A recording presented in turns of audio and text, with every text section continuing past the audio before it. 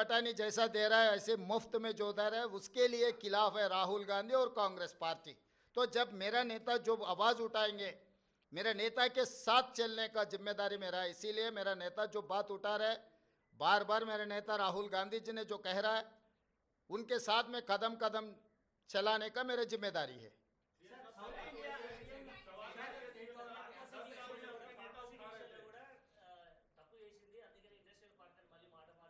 హే వాడో పిచ్చోడు, వాడికి పిచ్చోడు మాట్లాడే మాటలు ఎందుకు మీరు అంత సీరియస్గా తీసుకుంటారు?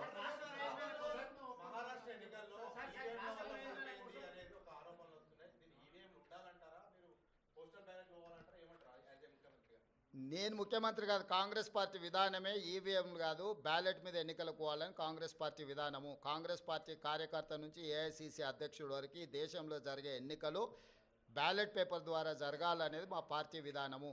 ఎవరమైనా ఆ విధానానికి కట్టుబడి ఉంటాం, అది మా పార్టీ విధానం.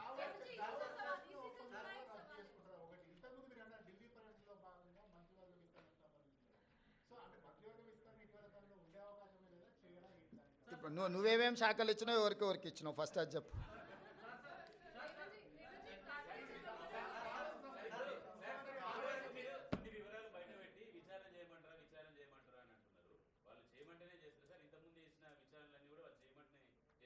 వాళ్ళు అడిగితేనే చేసినాం కదా, అసెంబ్లీలో వాళ్ళే అడిగినారు కదా విచారణ చేయండి మీకు దమ్ము ఉంటాయని. వాళ్ళు సవాల్ విసిరినందుకే కదా.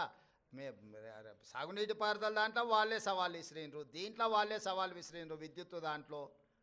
ఇప్పుడు కూడా మిగతా దాంట్లో కూడా నన్ను పోలీస్ స్టేషన్లో పెట్టమని ఆయన్నే అడుగుతున్నాడు. సో ప్రతిపక్షానికి ఇవ్వాల్సిన గౌరవం మేము ఇవ్వాలి కదా, అడిగినప్పుడు చేయకపోతే బాగుండదు కదా.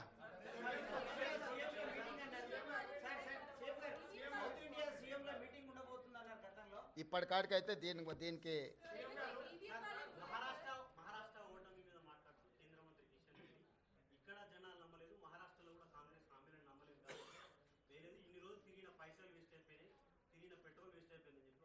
కిషన్ రెడ్డి గారికి ఒక విషయం స్పష్టంగా మీరు చెప్పండి, మీ ద్వారా నేను కూడా చెప్తాను. ఈ దేశంలో 2 లోక్సభ ఎలక్షన్స్ జరిగినాయి. లోక్సభ ఎలక్షన్లు అనేటివి ప్రధానమంత్రికి సంబంధించిన ఎన్నికలు. ఒకటి కేరళ వాయనాడ్లో ప్రియాంక గాంధీ, 2 నాందేడ్లో మహారాష్ట్ర.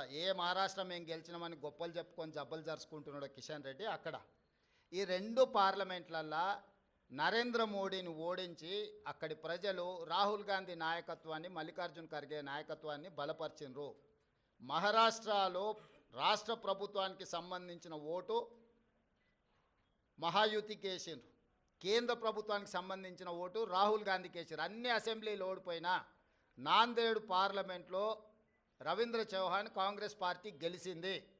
దీన్ని బట్టి నరేంద్ర మోడీ నాయకత్వాన్ని, ఆ మంత్రివర్గంలో పనిచేస్తున్న కిషన్ రెడ్డిని చీదరించుకున్నారు, చీకొట్టిరు మహారాష్ట్ర ప్రజలు. కేరళలో రాహుల్ గాంధీ గారికి వచ్చిన మెజారిటీ కంటే ప్రియాంక గాంధీ గారికి ఎక్కువ మెజారిటీ వచ్చింది. ఓటింగ్ పర్సంటేజ్ రాహుల్ గాంధీ గారు పోటీ చేసినప్పుడు 75%, ప్రియాంక గాంధీ గారు పోటీ చేసినప్పుడు 65%. రాహుల్ గాంధీ గారికి 3,64,000 మెజారిటీ వస్తే ప్రియాంక గాంధీ గారికి 4,10,000 మెజారిటీ వచ్చింది. అంటే మోడీ నాయకత్వాన్ని కేరళ తిరస్కరించడమే కాకుండా మహారాష్ట్రలో అద్భుతమైన విజయం సాధించినని గొప్పలు చెప్పుకుంటున్న బీజేపీని పార్లమెంటులో, నాందేడ్ పార్లమెంట్లో ఎక్కడైతే ఉత్తమ్ కుమార్ రెడ్డి గారు ఇన్ఛార్జ్గా వ్యవహరించారో ఆ సీటు కాంగ్రెస్ పార్టీ గెలిచింది. ఈ మాత్రం ఇంగిత జ్ఞానం కూడా బీజేపీ నాయకులకు, ముఖ్యంగా కిషన్ రెడ్డి గారికి లేకపోవడం, అలాంటి ఇంగిత జ్ఞానం లేని వ్యక్తిని కేంద్ర మంత్రిగా చేయడం అనేది మన దురదృష్టం. కాబట్టి కేంద్రము రాష్ట్రము 2 వేరు. రాష్ట్రానికి సంబంధించిన తీర్పు ప్రజలు ఒక రకంగా ఇచ్చారు, కేంద్రానికి సంబంధించిన తీర్పు ఇంకొక రకంగా ఇచ్చారు. కర్ణాటకలో 3 అసెంబ్లీ ఎన్నికలు జరిగితే 3 బీజేపీ అత్తా లేదు పత్తా లేదు కాంగ్రెస్ పార్టీ గెలిచింది. వెస్ట్ బెంగాల్లో 6 అసెంబ్లీలు జరిగితే ఒక్క సీట్లో కూడా నాకు తెలిసినంతవరకు బీజేపీకి డిపాజిట్ కూడా రాలేదు, ప్రతిపక్ష పార్టీలు గెలిచినాయి. ఈ రకంగా దేశంలో ఏ కొనను చూసినా మోడీ నాయకత్వాన్ని తిరస్కరించిన విషయాన్ని కప్పిపుచ్చుకోవడానికి మహారాష్ట్రలో మీ ప్రభుత్వం ఉంది, మీ ప్రభుత్వం ఏర్పడ్డది. జార్ఖండ్లో మా ప్రభుత్వం ఉంది, మా ప్రభుత్వం ఏర్పడ్డది. మహారాష్ట్రలో మీకు కొన్ని సీట్లు పెరిగినాయి, జార్ఖండ్లో మాకు కొన్ని సీట్లు పెరిగినాయి. ఇందులో ఏంది గొప్ప, ఏంది వాళ్ళు సాధించింది? ఎందుకు సంబరాలు చేసుకుంటారో నాకైతే అర్థం కాలే.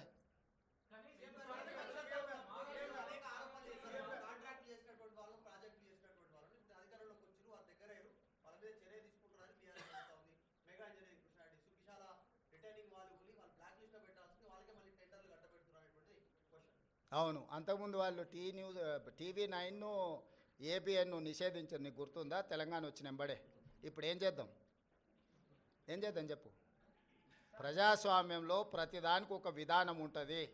వాడెవడో ఎల్లయ్య పుల్లయ్య బోడిగాడు ఏదో చెప్పిండని చెప్పి అట్లా వ్యవహరించదు ప్రభుత్వం. ప్రభుత్వం ఏది వ్యవహరించాలన్నా రాజ్యాంగ పరిధికి లోబడే వ్యవహరిస్తుంది. ఇవాళ విచారణ వచ్చిన దానికి విచారణ ఎదుర్కోకుండా ఏందేందో వాదనలు తీసుకొస్తారు. ఒక్కటి నువ్వు పిచ్చిగా ఒకటి క్లారిటీ పెట్టుకో, సైకో రామ్ అంటే తెలుసు కదా, అంతే. ఇక ఆయన పరిస్థితి ఆయనకే అర్థం కావట్లేదు. ఆయన పక్కలో ఉన్న వాళ్ళే పక్కకు వచ్చి ఫోన్ చేస్తారు, అన్న ఇటు పిచ్చిలేసినట్టుంది, ఏందేందో మాట్లాడుతుండు. కాబట్టి ఇప్పటి నుంచి సైకో రామ్ అని ఫిక్స్ అయిపో. Thank you.